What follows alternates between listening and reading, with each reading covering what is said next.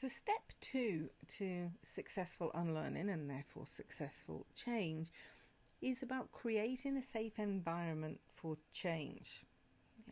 Remember, we're talking about unlearning. So we are focusing here specifically on that ability to archive the way that we used to do things in order to embrace something new.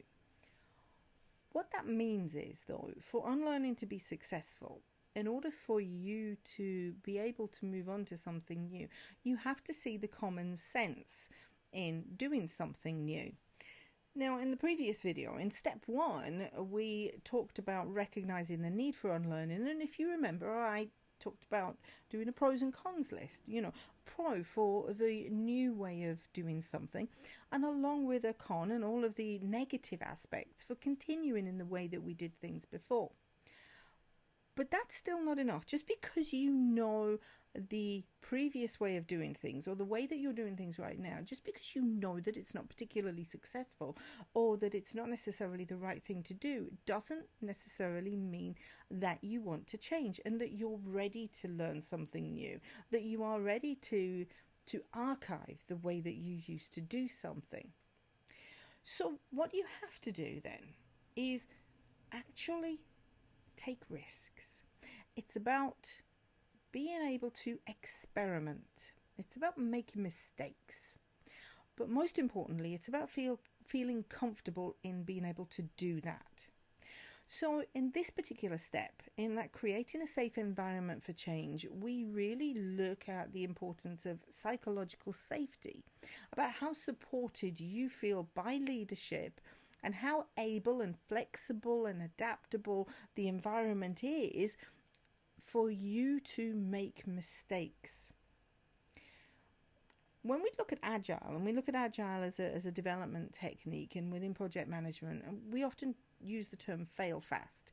In other words, we want to see mistakes because we want you to fail sooner rather than later on down the line, because it's much easier to fix something in the early stages of development than what it is when you've already got a finished product and it's just about ready to be deployed into the live environment.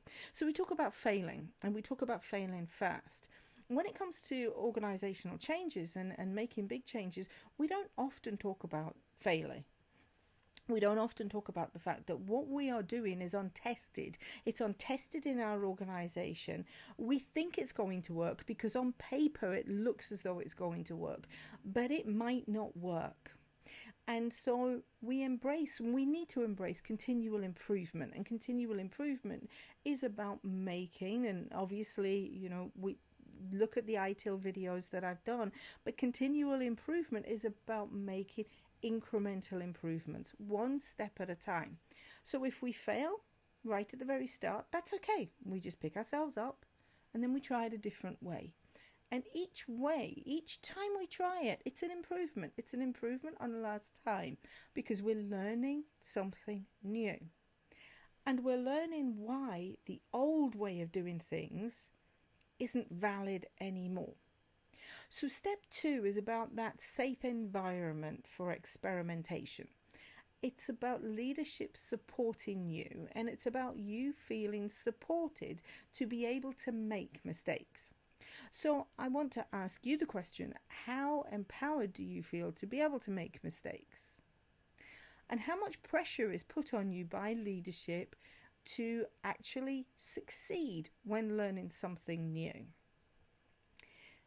A perfect example of this is when I look at exams, and when I am teaching a class, the amount of pressure that some people feel because they have been told that they have to get this credential, whether it be project management, whether it be ITIL, they have to get this credential. They have to have this accreditation on their CV or resume, and therefore it's important that they pass.